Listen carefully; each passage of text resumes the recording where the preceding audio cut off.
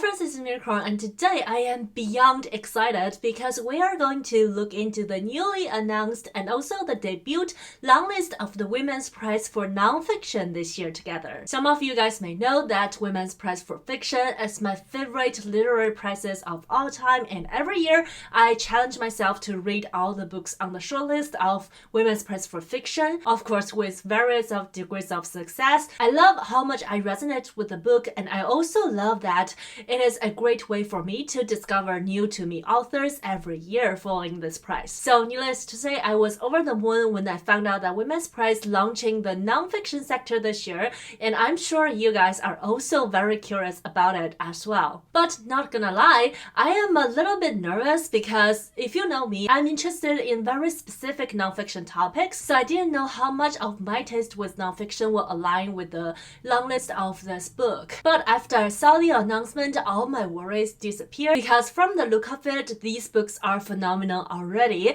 and I have already added some books to my TBR. So now let's take a look at the list together. There are 16 books on the list. They are published between April the 1st in 2023 to March the 31st in 2024. Throughout these 16 books, there are 7 memoirs and biographies with different subtopics including psychology, art, feminism, tech, and even more, and 4 books about history, 2 books about feminism specifically, 1 book about societal issues, and 1 book about books, and another 1 book about technology. So I want to talk about these books by groups in the order of groups of memoirs and biography, groups of histories, and groups of other topics. And after each group, I will let you guys know the title that I'm most interested in. But to be honest, all of them sounds amazing, and it's really a hard choice for me.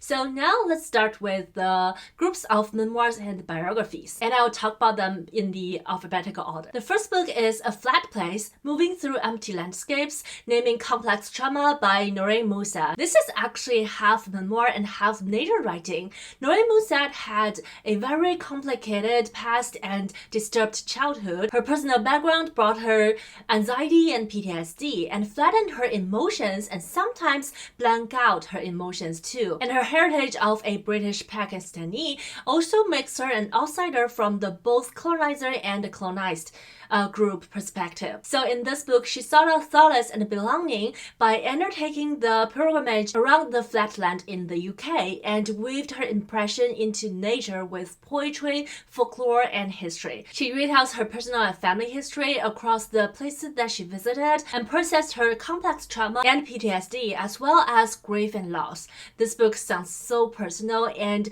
a unity of self and nature. Following, we have Doppelganger, A Trip into the Mirrored World by Naomi Klein. Naomi Klein is the author of This Changes Everything, Capitalism versus the Climate, and this is her new memoir where she explores the world with technology and AI-generated content. This book talks about her own experience. One day, Naomi Klein woke up and was confronted by this doppelganger that was created by this AI-generated content with a public persona similar to hers, but the viewers are very confused about which one is the actual Naomi Klein. So in this book, she talks about how technology are blurring the lines between genuine and suspicious communications, and talks about whether we should actually neglect our digital doppelgangers or find a way to dispose our digital doubles.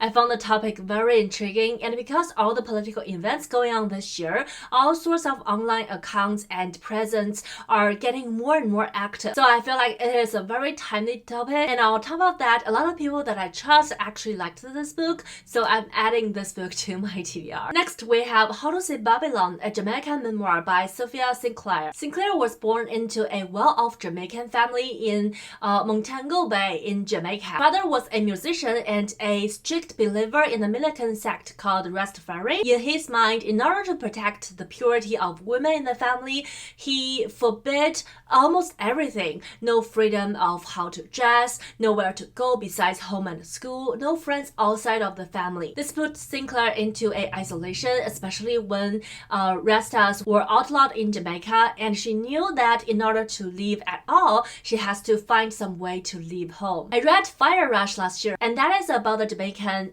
community in London dealing with Babylon. Although I was a little bit disappointed by that book, I did develop some interest to the Jamaican culture and Babylon itself. So this book sounds particularly interesting to me, and I hope if I ever read it, I will learn more about the history and culture through C. Claire's personal story. And then there's Intervals by Marianne Brooker. This is a book that planned to be published on February 28th, so there's not many information about it. From the blurb, we know that this is a grief memoir talking about the time when Brooker's mother determined to die in her own terms, so she refused eating and stopped drinking.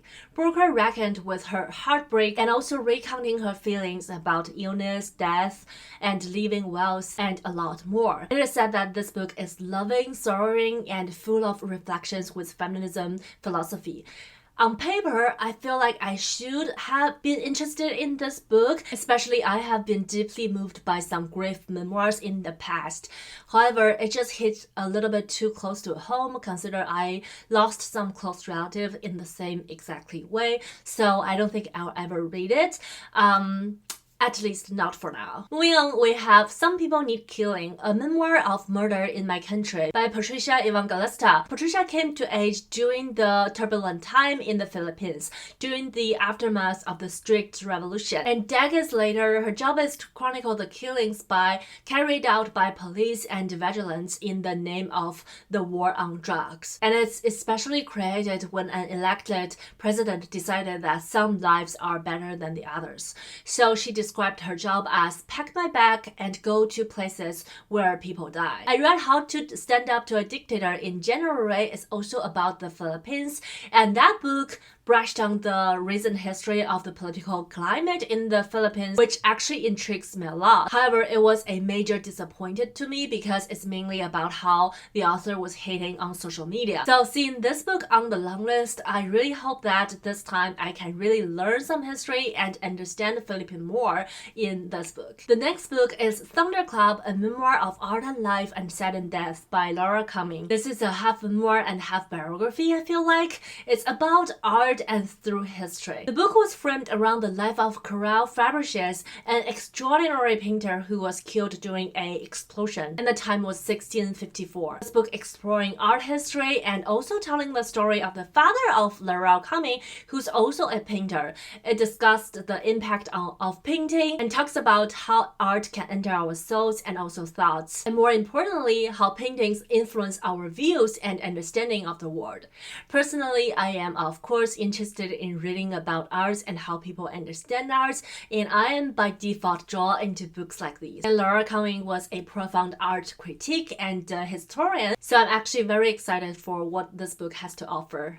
Last in this group was a biography. It is WIFEDOM, Mrs. Orwell and the Invisible Life by Anna Founder. By the title, we know that this is a book about the wife of George Orwell, Alice Blair. Well, Orwell is one of the most discussed writers around the world. His wife, whose literary brilliance shaped Orwell's work and whose common sense saved his life, was seldomly discussed throughout the history. In this book, Founder asks the question that are we writing her out of the story, and use the newly discovered letter between Aline to her best friend to retell her story and recreate their marriage. This book peeked behind the curtain of their private life and questioned that what it takes to be a writer and also what it takes to be a wife. I'm a person who prefers memoirs more than biography because I just feel like it's more intimate when reading memoirs of people. And of course, I know it's impossible to read a memoir of Ellen Clare, but I will keep an eye on the review of this book and see if I want to pick it up. So that's about the memoirs and biographies, and within 7 of them, I'm immediately interested in the Doppelganger,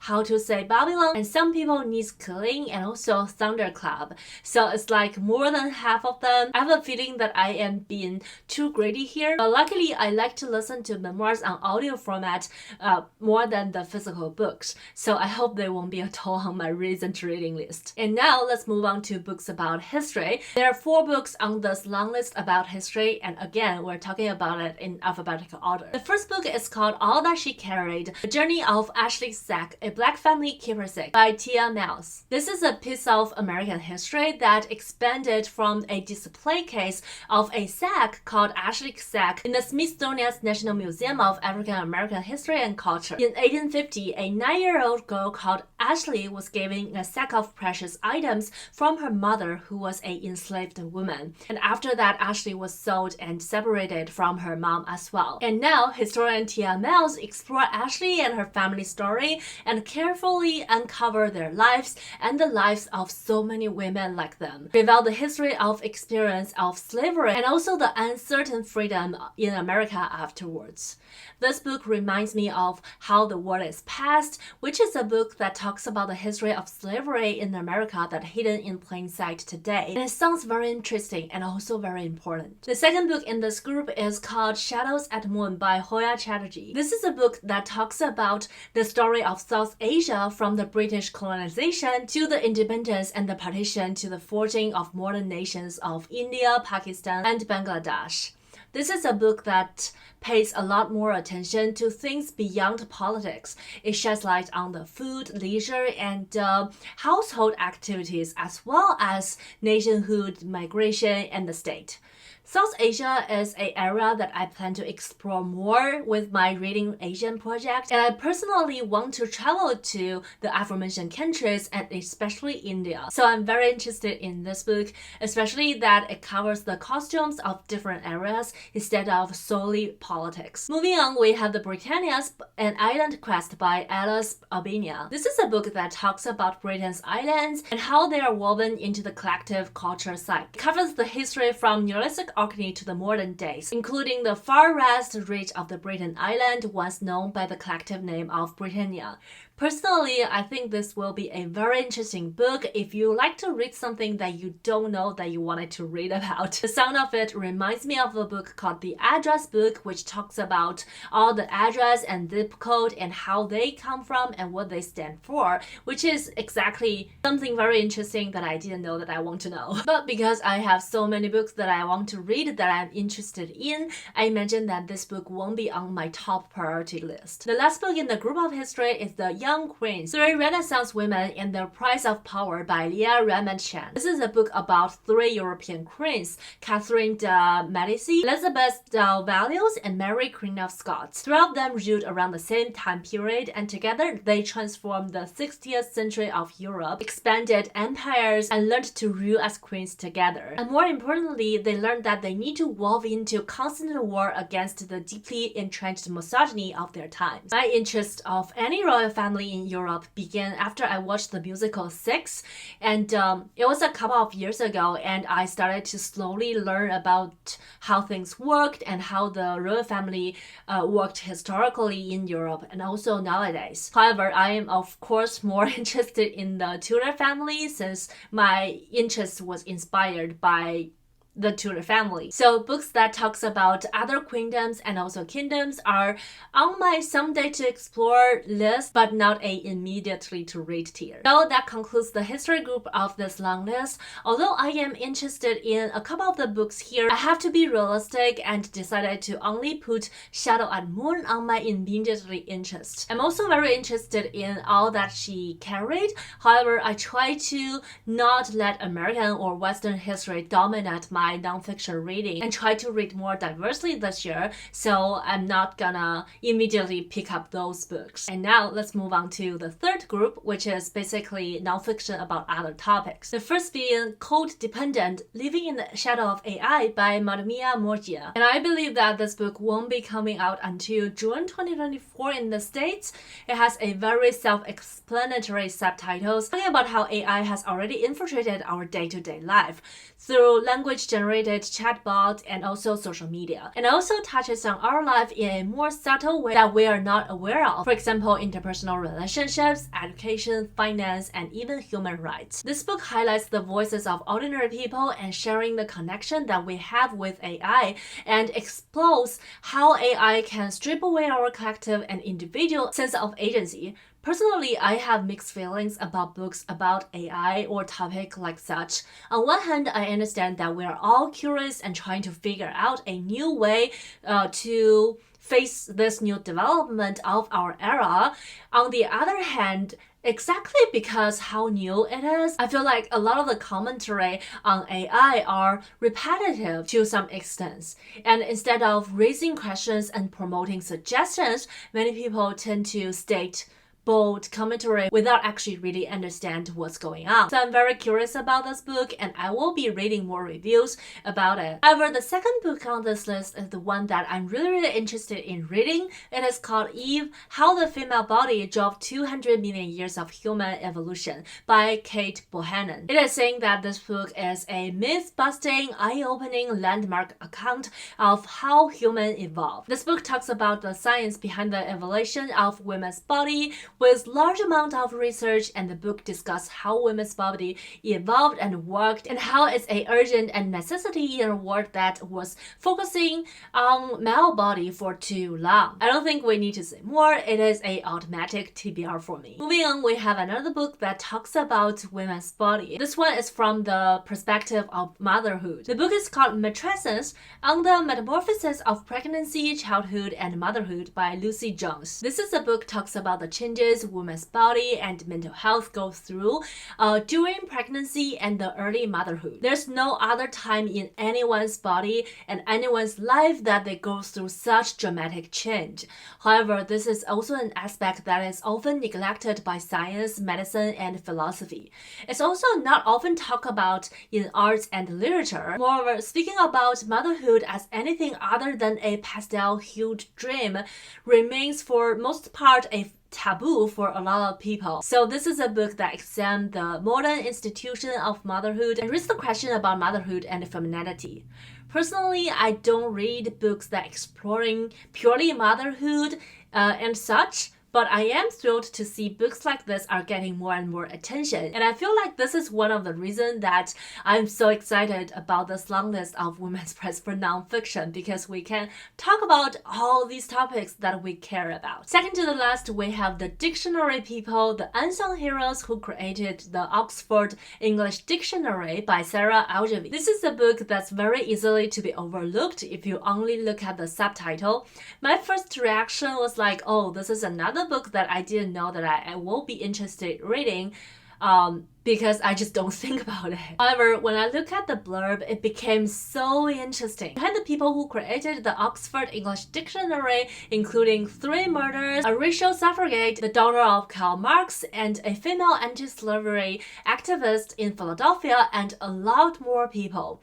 This book talks about them in 26 chapters, which is probably to resemble the dictionary, which is a very fun way to present the historical context, in my opinion. The last book in this group, and also the last book on this long list, is Virtual Capitalism, Corporate Crimes, Backdoor, Bailouts, and the Death of Freedom by Grace Blakeley. This is a book that explores the current system that is failing around us, discussing how governments has been shifting away from competition and democracy and towards monopoly. This is another topic that I am both interested in but also worried about, because I don't know if the book will offer some new perspectives or constructive suggestions on the topic that we have already been discussing a lot. So out of the 5 books in the general nonfiction group, the book that I am most interested in was Eve, How the Female Body Drove 200 Million Years of Human Evolution. And for all the other books, I am willing to read more review about them and keep my eye on them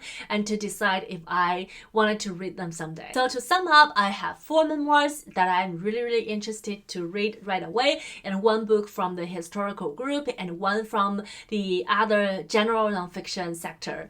In total of 6 books out of the 16. So I think it's actually a decent amount of number of books, not over the moon crazy. So I'm really happy about that. And I hope I can squeeze them in my everlasting and very tight TBRs at this moment. And needless to say, I will update my thoughts on them once I read them.